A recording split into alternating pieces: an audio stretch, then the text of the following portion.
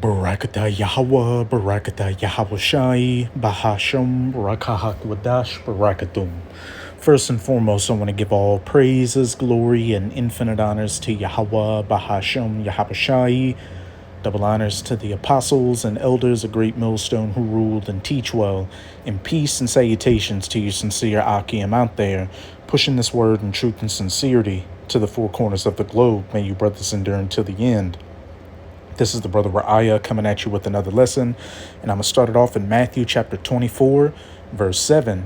And these were some of the end-time signs that Yahushai, the Son of the Most High, whom the world ignorantly refers to as so-called Jesus, told his disciples to look for, to know that his second coming was nigh, and the kingdom of heaven was at hand. For nation shall rise against nation, and kingdom against kingdom, and there shall be famines and pestilences and earthquakes in diverse places. And if your spiritual eyes and ears are open, you can clearly see that all these things are either in the process of taking place and taking place as we speak, and they're only going to intensify as we get closer and closer to Jacob's trouble, the worst time in human history. As it says in verse 8, all these are the beginning of sorrows. But in this video, I'll be dealing with the famines, because famines are a part of prophecy, and they're a great part of judgment that's going to be taking out a lot of people on the face of the earth. Which brings me to a clip from the brother Arrows of Indignation 144's YouTube channel, and it's titled, Listen Up. And the brother has a fair use copyright disclaimer up there, but I'll just say it, just because. Fair use. I do not own any of the footage in this clip, nor do I stand to gain from it monetarily. It is simply for educational purposes. And as we'll see in this clip, those tariffs Donald Trump put in place are throwing a monkey wrench in a lot of different sectors out here, especially in shipping and, food production, and with farmers as well. But let's play the clip.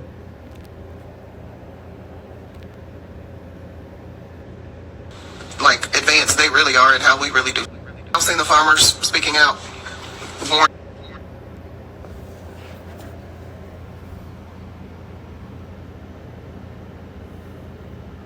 I've seen the farmers speaking out, warning about what's to come. Like I know all of our algorithms have people from China telling us how advanced they really are and how we really do suck, and we spend 10 times the amount of stuff that it costs them to make. But yeah, the farmers are speaking out.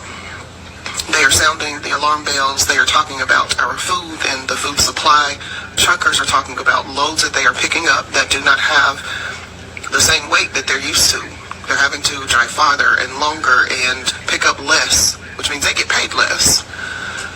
If you are not growing a garden, if you do not have seeds and some soil in a pot on your windows. And if they're picking up less stuff, what does that mean? Less things being stocked on these store shelves. This is 2 Esdras chapter 6 in the Apocrypha. I'm going to read verse 22. And suddenly shall the sown places appear unsown, the full storehouses, these grocery stores, shall suddenly be found empty. So please do that today. Tomatoes are easy to grow. Get you some tomatoes, some peppers. Microgreens are super easy. They come up really quickly. You need rice and beans. It's not going to be that bad, or we just need fair trade. I get it. I get that people are saying, it's not going to be that bad, or we just need fair trade. This is not about that. This is about cleansing the population of undesirables. And that's what they're doing. That's the goal. The goal is to get rid of who they say are the weakest among us. And that means people that are elderly, or people that are disabled, children. They're not interested in rehabilitation. It's literally like survival of the fittest. So I'm about to go do some stuff in my garden. I've got hopefully my oxygen absorber absorbers come in today. I've got some rice and And hey, the Georgia Guidestones maintained humanity's population under 500 million. A lot of these, disruptions are being orchestrated by the elites to bring that chaos so that what? They can bring the order out of it. That new order, that fourth industrial revolution, that great RESET, where people will be in 15-minute cities, having only two pairs of clothing for the entire year, eating the bugs, and ultimately having that micro C-hip implant in them, which is the MARKOFTHEBEAST in Revelation 13, verses 16 to 18. A mass culling is coming, but lest you forget, even though you've got the elites orchestrating things, they're being controlled by the Most High to fulfill his prophecy, which calls for famines, mass death.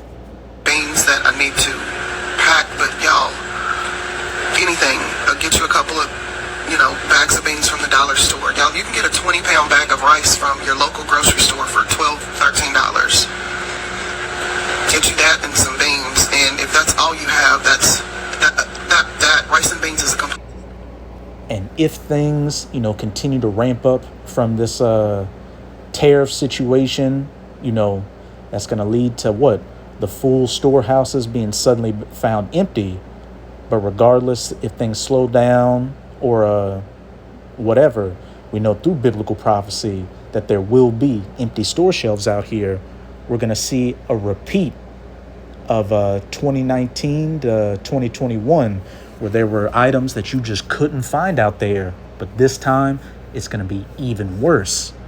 And she's saying, go and stock up on rice and beans, plant your garden and do whatever you can. But, the majority of people aren't going to do that. And when, they go to those storehouses to panic buy and find nothing there, what do you think is going to happen? They're going to start turning on each other, breaking into neighbors' houses and taking whatever they can to feed themselves and feed their families. Back in 2 Esdras chapter 6, I'll reread verse 22.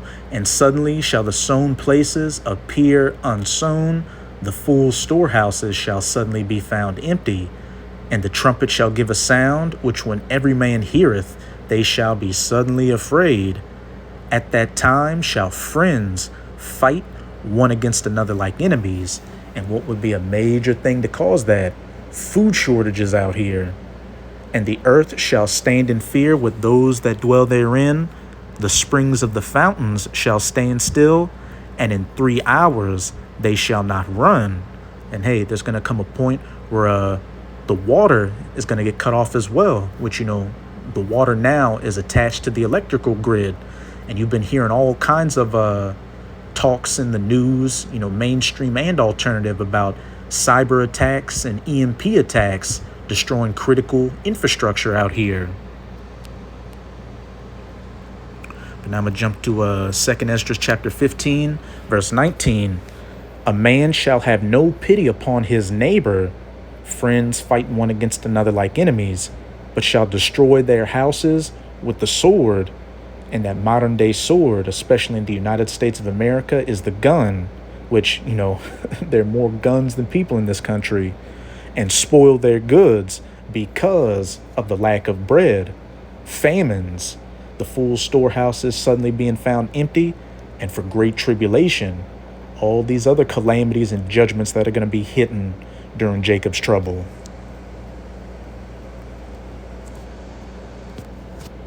Protein, please do something. U.S. farmers are starting to regret their vote for Trump. From beekeepers to soybean to hay producers, all of them are starting to say. And hey, I did a video the other week on how there's been a mass die-off of the bee population, in this country, which, bees are pollinators for many fruits and vegetables out here, which is just going to further exacerbate, these famines to come. Hey, and suddenly shall the sown fields appear unsown. And what does a farmer do? He sows his lands with seed. And, if you don't have those bees to help pollinate certain things, what? Those lands are going to become unsown, leading to what? Full storehouses being suddenly found empty on top of supply chain disruptions. I never thought that voting for Trump 3 times would result in me losing tens of thousands of dollars. A beekeeper out of North Carolina says, yeah, I proudly voted for Trump all 3 times. I flew flags for him and put signs for him in the yard.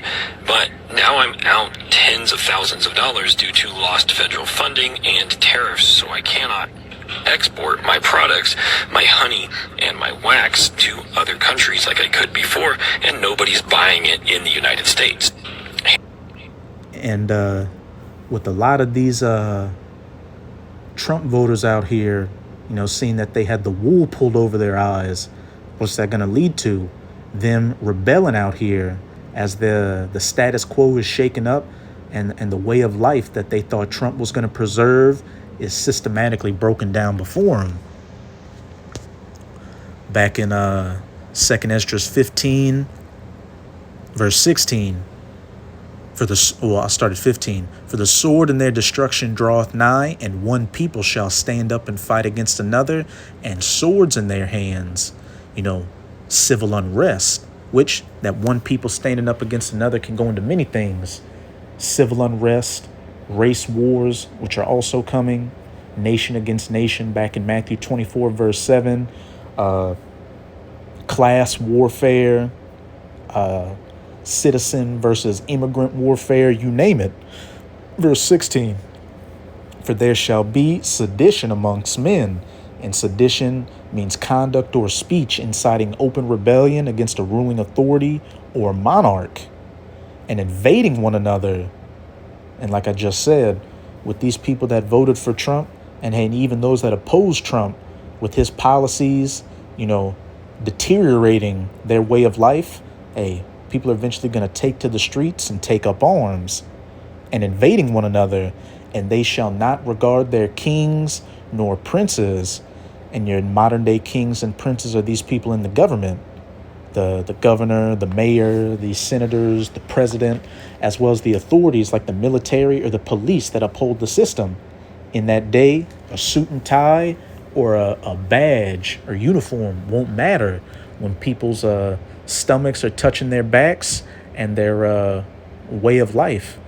That American dream has become that nightmare, and the course of their actions shall stand in their power. Everybody's going to do what they think is right in their eyes in that day, getting it how they live. Hay producers in Idaho and Utah that export alfalfa hay to China are now seeing 135% tariffs put on their product, and all of a sudden, they don't have anywhere to ship it. They held it all winter in hopes of sending it off to China in the spring, and now China's not willing to buy. Soybean producers are once again being hit harder than they were in the...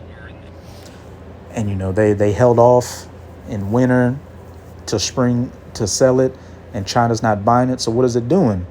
It's rotten. A lost crop. Suddenly shall the sown places appear unsown. But back in 2nd Esdras chapter 15, I'm going to jump up to verse 10. Behold, my people is led as a flock to the slaughter.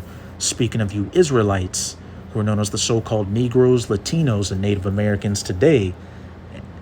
And I will not suffer them now to dwell in the land of Egypt, spiritual Egypt, as pursuant to Revelation 11, verse 8, the United States of America. This is that land of slaughter for the children of Israel. But I will bring them with a mighty hand and a stretched out arm.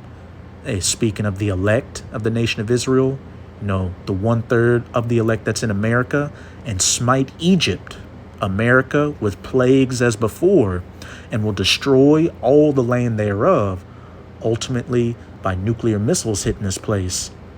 Egypt shall mourn, and the foundation of it shall be smitten with the plague and punishment that the Most High shall bring upon it.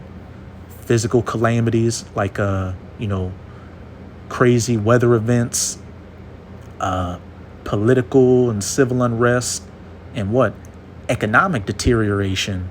Verse 13.